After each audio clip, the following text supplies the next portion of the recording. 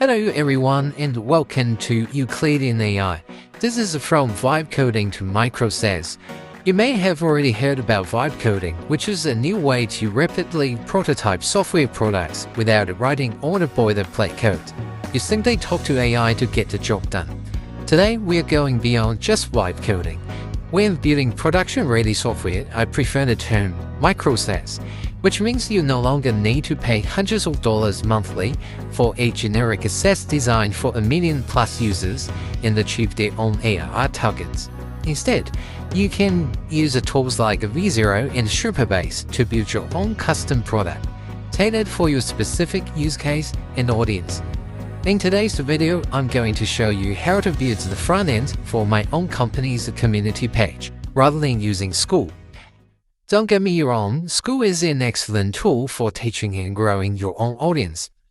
It has nice features on classrooms, member posts, leaderboard, gamification, etc. But at $99 a month, it can be a considerable amount, considering you're paying for a templated page that's generically designed for all communities. So, what if we could build our own high-quality alternative, a community platform that integrates seamlessly with our main site and have tailored features later just designed for our own audience? That's our goal for today. We're going to architect and generate the entire front end for a Skool-like community platform. We will be using V0 for AI-powered component generation, Supabase as our Backend-as-a-service, and auth provider, all within a Next.js application. By the end of this section, you will have a feature-complete front end and a detailed technical specification in Open API standard, ready for backend implementation. And stay tuned for the following episodes where I will show you how to build the backend APIs using Next.js API router and have a fully integrated Micro-SaaS ready to go. Alright, let's get started. Let me first bounce this idea with ChatGPT to refine our requirements before we start building anything. I'll just say I want to build a site for teaching data in AI. The site needs to include company landing page, video course platform, blog section, subscription management with a Stripe, community features similar to Skool. Members will need to log in with a subscription tied to their accounts. Any suggestions for requirements I might be missing or things to consider? ChatGPT instantly came back with a beautifully populated set of basic feature requirements. Let me walk you through what it suggested. It breaks down our needs into several key areas: landing page, course platform, blog, member login access, subscription, and community features. But it goes much deeper with relevant questions in each area. For the landing page, it asks about custom domains, SEO optimization, whether we need testimonials, and if we collect emails for newsletters.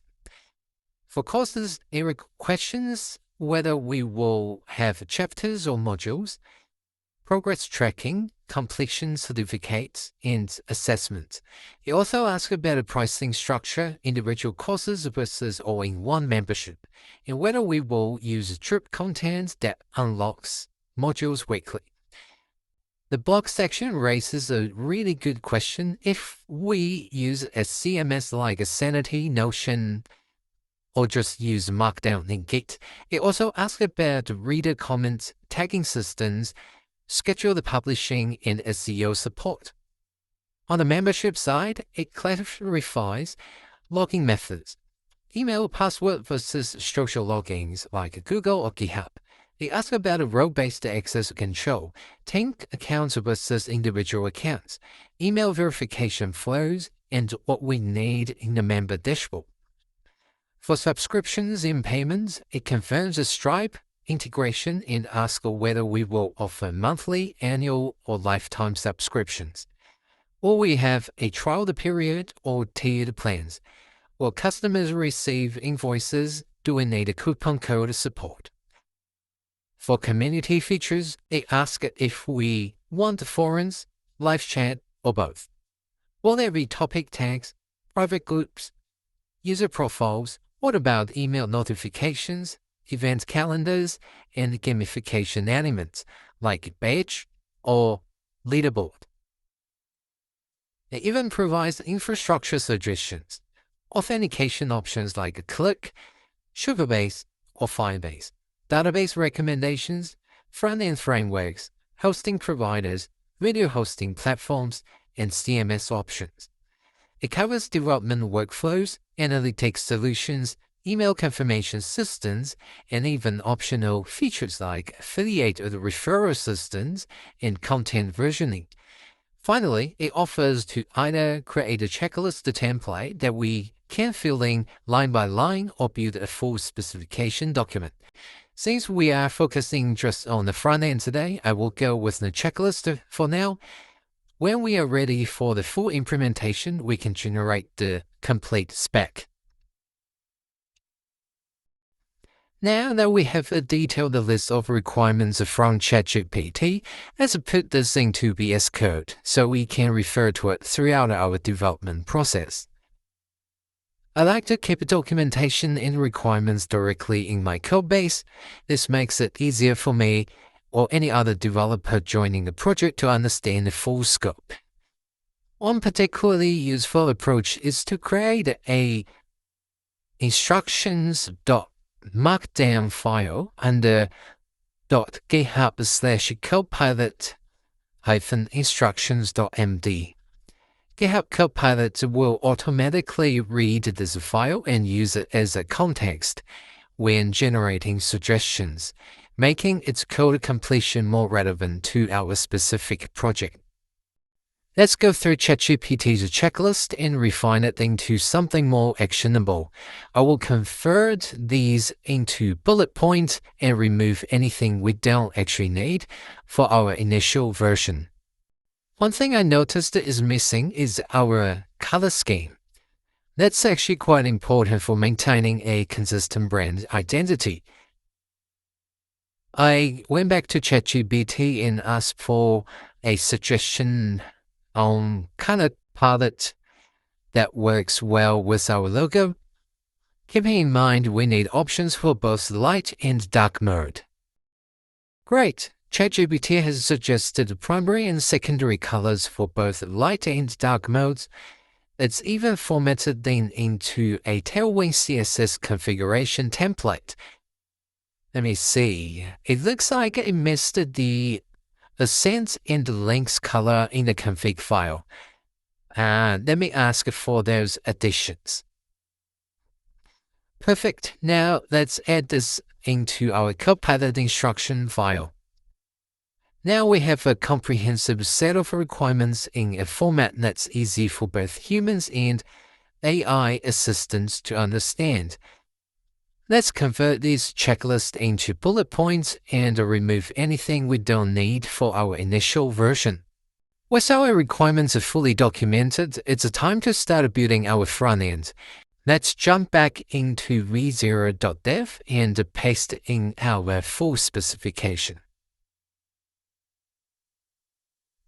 Now we will see the magic happen. V0 will process all these requirements, including our color palette, and start generating code in the background.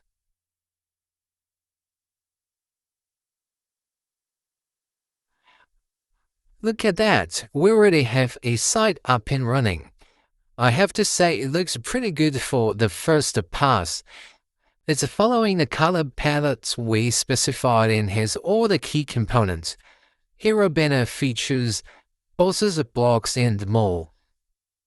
V0 is asking about Supabase integration, since we specified it as our authentication provider and database backend. I already have a Supabase account set up, but if you don't, you can easily sign up for the free plan. Once you select and name your database, Supabase will spin everything up in a couple of minutes and notify you when it's ready to go. Since we mentioned the Stripe integration for payment, V0 is asking for the API keys. For testing purposes, the Stripe provides a sandbox environment that lets you experiment without processing real payments.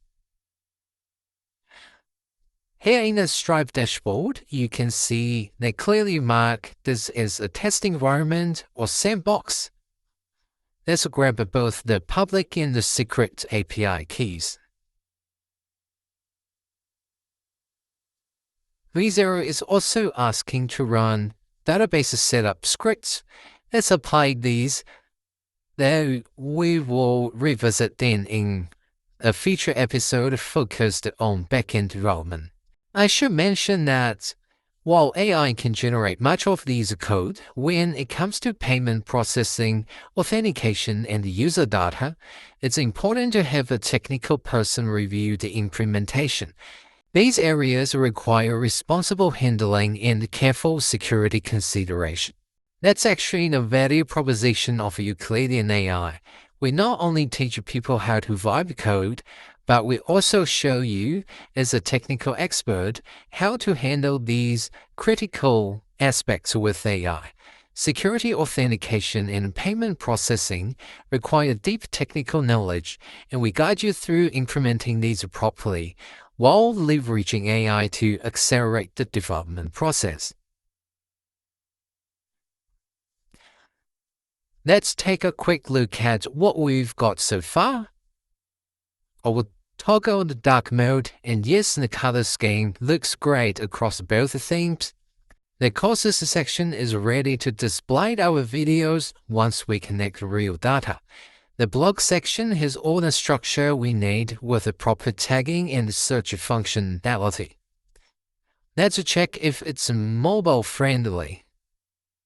Perfect. It's fully responsive.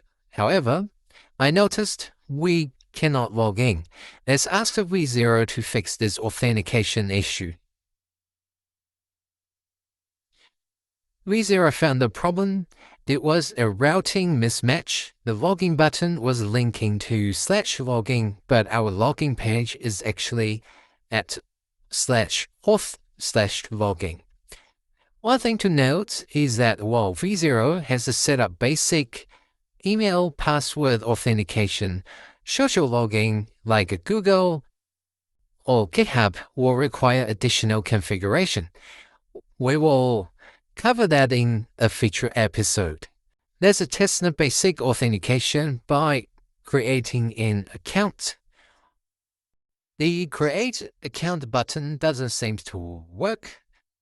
Let's ask V0 to fix this one as well. V0 figured out what was wrong and implemented the fix. Let's try creating an account again. Great. It's asking us to check our email for verification now. For our test account, no actual email is sent, but I can see in Supabase that our info@euclideanai.com account has been registered. Let's log in and check it out. Excellent. Now we can visit our community forum. Let's check the responsive design again. Yes, everything looks great, and the sidebar is retractable. Now, while we are not trying to directly copy Skool, they do have some useful community features that we can draw inspiration from. The filtering system is particularly handy for finding relevant posts.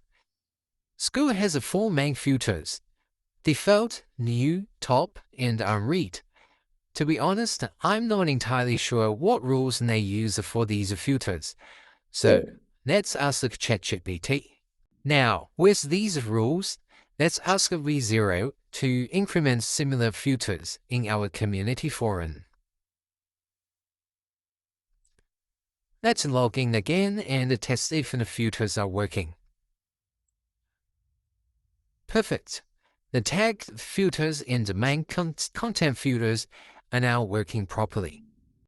I noticed there is something important missing now: the classroom section for our courses. The courses section appears on our public landing page, but members need a way to track their progress. Let's ask ChatGPT how course progress tracking typically works. Interesting.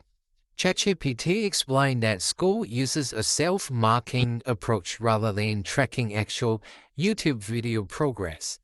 Members simply check a box when they've completed a video. Let's ask V0 to implement a similar classroom feature. I've gone through several iterations with V0, refining the classroom feature, adding a members page with user profiles and role badges, implementing role-based access control, and adding a comprehensive settings page where members can update their emailing preferences, profile, and manage their subscription. One thing I love about V0 is that I can provide multiple instructions at once rather than going back and forth with individual tasks. I typically batch 5 to 10 tasks together, and V0 handles them efficiently. Our front end is looking really good now. We have most of the components we need, though I've noticed that much of the foreign content is hard-coded mock data rather than being pulled from a database. We will need to connect the real APIs in our next phase. Before we wrap up, let's ask V0 to write a handover document for a backend developer. I'm asking V0 to document the front-end specifications, framework versions, and the required API endpoints in OpenAPI format to make the handover to backend developers as smooth as possible. This is impressive. V0 has created a comprehensive handover document that covers the front-end specifications, framework versions, project structure, styling guidelines, API endpoints in OpenAI 3.0 format, database schema requirements, environment variables, implementation priorities, and testing requirements. This kind of documentation is often overlooked, but it's absolutely critical for successful team collaboration. And V0 has done a better job at documenting this than most human developers that I've worked with. That wraps up our front-end development section. In the next episode, we will dive into building the backend APIs, properly setting up the database, and ensuring everything is secure and production ready. For now, we have a fully functional front-end prototype built in under an hour, something that will typically take days or even weeks using traditional development approaches. I hope you've enjoyed seeing how AI-assisted development can dramatically accelerate the creation of custom software. Stay tuned for the next episode where we will complete our Micro-SaaS platform. I hope you've enjoyed seeing how AI-assisted development can dramatically accelerate the creation of custom software. Stay tuned for the next episode where we will complete our Micro-SaaS platform.